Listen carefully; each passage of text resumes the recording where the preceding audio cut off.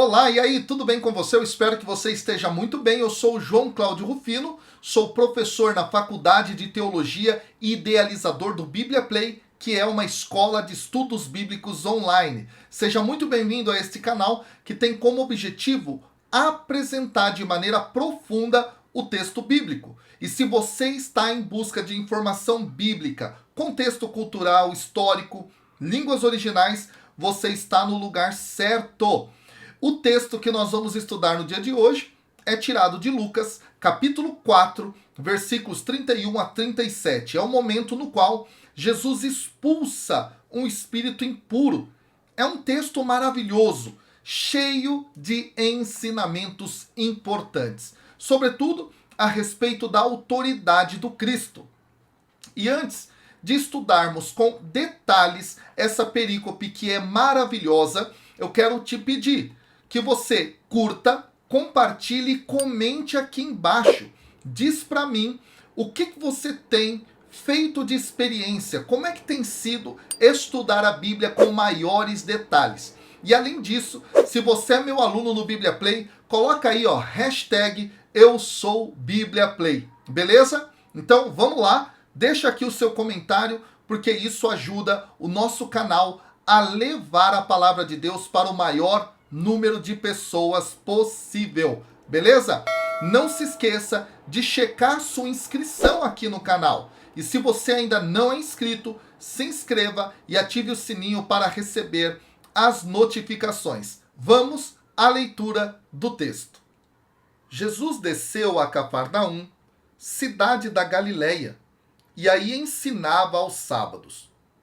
As pessoas ficavam admiradas com o seu ensinamento, porque Jesus falava com autoridade.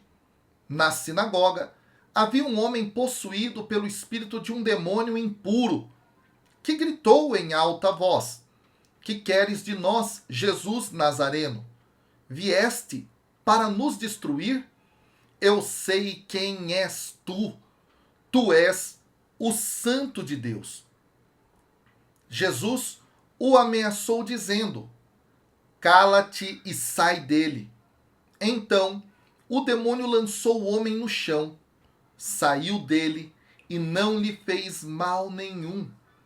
O espanto se apossou de todos, e eles comentavam entre si: "Que palavra é essa? Ele manda nos espíritos impuros, com autoridade e poder, eles saem." E a fama de Jesus se espalhava em todos os lugares da redondeza. No texto de hoje, pessoal, é bom ressaltar que os versículos de Lucas, capítulo 4, versículos 31 a 44, são unidos pela geografia. Exatamente. Jesus retorna a Cafarnaum, sua base ministerial nova. É dali que Jesus vai partir para realizar a sua missão. Nessa parte do texto de Lucas, o autor aqui resume alguns dos ensinamentos e milagres que ocorreram nesse local, como, por exemplo, a cura desse homem que estava possuído por esse espírito impuro. Também a cura da sogra de Pedro, bem como outras curas que o mestre realizou na multidão que se reunia do lado de fora da casa de Pedro. Enfim, no tempo devido, porém é importante ressaltar isso, Jesus vai acusar Cafarnaum pela sua rejeição. Isso em Lucas capítulo 10, versículo 15. No entanto, o ministério de Jesus não deve se limitar a Cafarnaum. E a passagem termina justamente com a decisão, portanto, de Jesus ir pregar em outras cidades. Bom, tendo feito essa breve introdução, vamos ao versículo 31, que diz que Jesus desceu a Cafarnaum, cidade da Galileia, e aí ensinava aos sábados. Bom, Jesus deixou Nazaré. Nós já sabemos que Jesus vem de lá, beleza? Lá ele foi criado. E ele chega nessa cidade, Cafarnaum. E é preciso que a gente fale um pouco dessa cidade.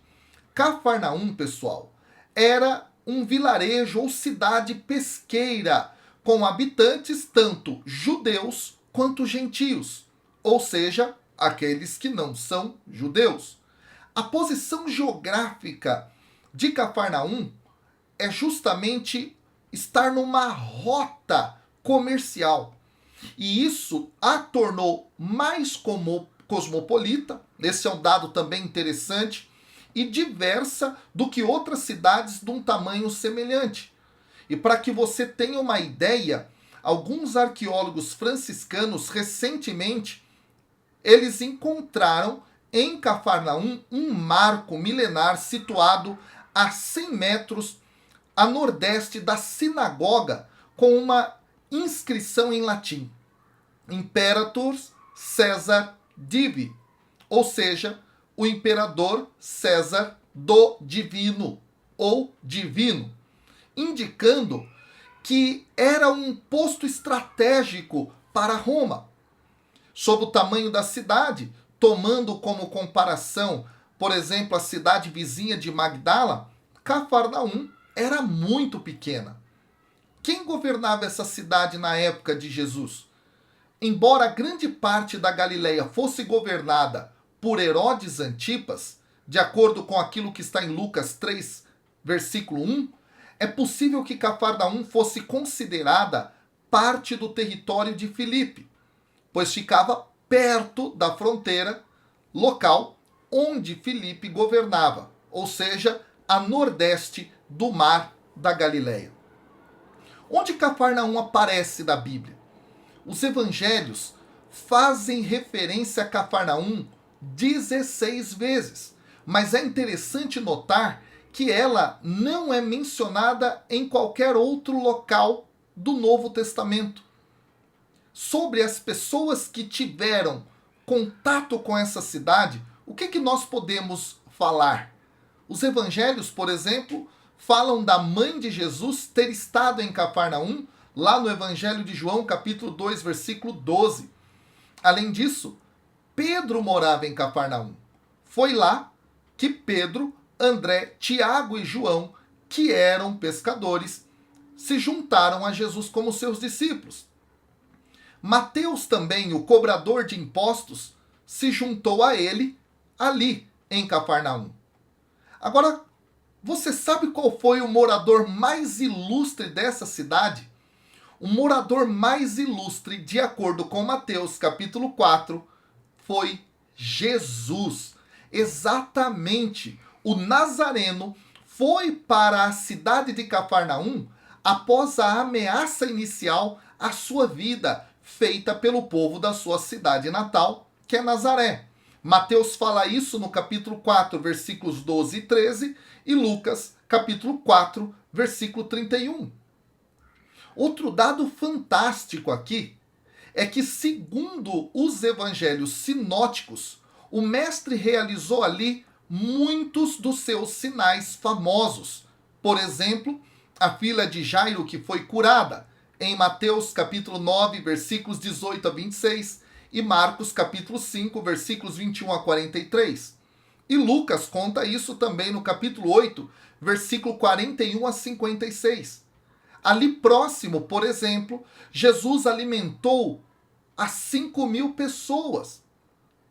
Olha que dado interessante, segundo João capítulo 6. Depois, ali ele pegou uma quantidade milagrosa de peixes, segundo João capítulo 21, versículos 4 a 14. Ele também curou aí o possesso por um demônio, como nós estamos vendo nesse texto, mas também lá em Marcos capítulo 1, versículos 21 a 28. É nessa cidade, dentro da casa de Pedro, que Jesus curou a sua sogra, segundo Mateus capítulo 8, versículos 14 e 15. É aí também que Jesus cura um paralítico que foi levado pelos seus amigos. Mateus capítulo 9, versículos 2 a 8, Marcos capítulo 2, versículos de 1 a 12, e Lucas capítulo 5, versículos 17 a 20. É nessa cidade também que Jesus cura o servo do centurião, em Mateus capítulo 8, versículos 5 a 13, e Lucas capítulo 7, versículos de 1 a 10. É também aí que ele cura a mulher do fluxo de sangue, cuja narrativa está em Marcos capítulo 5, versículos 21 a 43. É aí também onde ele cura aquele homem da mão seca ou mão paralisada. Exatamente, provavelmente foi curado aí em Cafarnaum, em Marcos capítulo 3, versículos de 1 a 6. E aí, você curtiu essas informações sobre a cidade de Cafarnaum? Dá para perceber como é importante conhecer a geografia da terra prometida? E aí eu tenho algo a te dizer, um convite muito especial. Aqui na descrição do vídeo tem um link onde você vai clicar e se cadastrar para uma maratona de estudo sobre a terra de Israel. Ela será totalmente gratuita. E se você quer saber mais informações como o dia e o horário, clica agora e se cadastra. E depois você volta aqui para terminar o vídeo, porque o vídeo tem muito conteúdo ainda pela frente. Ó, corre, isso eu preciso te falar, porque além das vagas serem limitadas, pode ser que o prazo de inscrição já tenha passado. Vai depender do momento em que você estiver assistindo esse vídeo. Então, vai lá, se inscreve aí e eu te espero aqui, beleza? Então se inscreve e volta aqui para o vídeo. Vamos continuar então o nosso estudo. No versículo 32, o texto fala que as pessoas ficavam admiradas com o seu ensinamento. E o texto diz por quê? Porque ele falava com autoridade. Então as pessoas ficavam surpresas com o ensino de Jesus. Esse dado ele se repete no texto de Lucas, no capítulo 2, versículo 48, 4, 22 e 9, 43. Porque a sua palavra possuía autoridade. Em contraste com os rabinos daquela época, que apenas citavam muitas vezes opiniões de outros rabinos, os ensinamentos de Jesus, eles tinham autoridade inerente, autoridade dada pelo próprio Deus. A sua autoridade também é vista nos seguintes triunfos sobre o demônio, como o caso que nós estamos vendo aqui agora, e nas curas que ele operou dentro dessa cidade de Cafarnaum e ao longo de todo o seu ministério. Esse dado é muito importante, pessoal. Jesus, ele é investido de autoridade pelo próprio Deus. Os rabinos, não. Então as pessoas reconheciam, de fato, no Cristo, essa autoridade. Aí vem o versículo 33, dizendo que lá na sinagoga tinha um homem possuído por um espírito impuro. E aí o que chama a atenção, que é surpreendente, é uma pessoa possuída por demônios dentro de uma sinagoga. Com essa referência, Lucas pode estar já construindo uma crítica sutil, sobre o estado espiritual de Cafarnaum. Desde o início, então, do ministério público de Jesus. Outro dado interessante é que em outras passagens, os encontros com demônios marcam a inauguração do reino de Deus. Isso nós vemos em Mateus, capítulo 12, versículo 28, e também em Lucas, capítulo 11, versículos 18 a 20, mostrando, portanto, que o reino de Deus liberta de todas as opressões.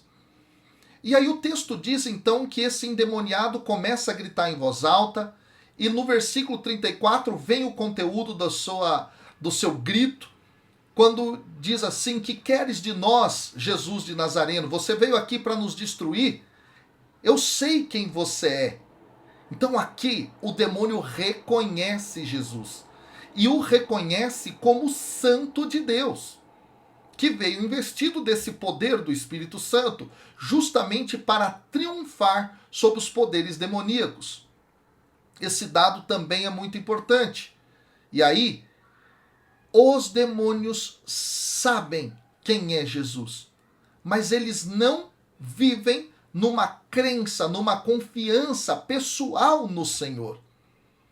Esse dado é fundamental. Agora, o que o demônio grita aqui? Santo de Deus. Então é importante entender essa expressão na língua grega, Hohagios tu Teu, o Santo de Deus. Bom, essas palavras elas foram aplicadas desde o Antigo Testamento a algumas pessoas de importância. Por exemplo, a Arão. Arão lá no Salmo 106, versículo 16. Essas palavras foram aplicadas a Sansão, lá no capítulo 13, versículo 7 do livro dos Juízes. Também foi aplicada a Eliseu, no segundo livro dos Reis, capítulo 4, versículo 9. Olha que coisa espetacular. Agora, aqui no capítulo 1, versículo 35, o termo santo, hagios, é aplicado a Jesus num contexto onde ele é apresentado como Messias real. E também lá em Atos, capítulo 4, versículos 27 e 30, onde o termo é usado com o substantivo servo, descrevendo Jesus. A partir então desses diferentes usos, torna-se aqui evidente, pessoal, que o título ele não deve ser limitado a apenas uma mera estrutura conceitual. No capítulo 4, versículo 34, o título vai apontar para o status especial de Jesus, como aquele que é capaz de dominar até mesmo os espíritos impuros. E, portanto, é usado como forma de denotar a esfera do divino. Então, santidade enquanto esfera do divino. Em outra parte de Lucas, a identidade de Jesus como Cristo, como Messias, como profeta e servo, explica justamente, não é, essa força, esse poder que estava justamente em Jesus. Aí o texto continua no versículo 35, dizendo que Jesus ameaçou, dizendo, cala-te e sai dele. Um dado interessante é que o verbo cala-te em grego aqui é phimo, e ele significa literalmente, sabe o quê? Colocar uma focinheira, amordaçar. E no Antigo Testamento grego, na Septuaginta, esse mesmo termo, ele é utilizado, por exemplo, lá em Deuteronômio 25, versículo 4, para falar a respeito de amarrar a boca de um boi. Então, pessoal, o demônio aqui, não é? Ele foi dominado pelo Senhor. Dominado. E há um detalhe interessante. Depois de dominado, o demônio lança esse homem no chão e sai dele e não faz então a partir daí mal algum. Os exorcistas daquela época, de acordo com os historiadores, eles tinham métodos, né, que eles usavam para expulsar demônios. Por exemplo, alguns queriam assustar o demônio ou deixá-lo de alguma forma doente demais para ficar, por exemplo, pouco tempo na vida de alguém. Então, muitas vezes, eles usavam raízes fedidas, né? Colocavam no nariz da pessoa possuída, na esperança que o demônio não fosse capaz de suportar. Olha só a concepção deles. Às vezes também eles até invocavam o nome de um espírito superior naquela época para se livrar do espírito inferior. E aqui, portanto, ao verem o que Jesus estava realizando, as pessoas ficaram surpresas. Por quê? O modo como Jesus procedeu, simplesmente ordenando que os demônios saíssem, era eficaz. E aí, a confirmação da sua autoridade. Jesus não precisa de magias. Apenas com a sua palavra, ele liberta aquele homem. E aí vem então o versículo 36 dizendo que o espanto se apossou de todos e eles então comentavam: que palavra é essa? Entenderam agora? Ele manda nos espíritos impuros com autoridade e poder e eles saem. E aí o texto termina no versículo 37 dizendo que a fama de Jesus se espalhou por todos os lugares da redondeza. Então o resultado aqui do exorcismo feito por Jesus é que as pessoas vão perceber esse poder que ele tem sobre o reino demoníaco. E essa informação aqui, também sobre a fama de Jesus, ela é interessantíssima, pessoal. Dentro, sobretudo, da obra lucana. A fama de Jesus se espalha, inclusive, de forma gradual ao longo do texto. Por exemplo, aparece isso de novo no capítulo 5, versículo 15. Depois, o texto fala, não é, que multidões iam até ele e assim por diante no capítulo 5, versículo 17. E aí o texto fala no capítulo 6, versículo 17, sobre o fato de que pessoas de diversos lugares, desde o litoral de Tiro e Sidom, iam até ele. O texto vai falar, por exemplo, que toda a Judéia e toda a região circunvizinha também ficaram conhecendo da fama de Jesus, capítulo 7, versículo 17. E essa progressão, ela também vai ser encontrada num paralelo no livro de Atos dos Apóstolos.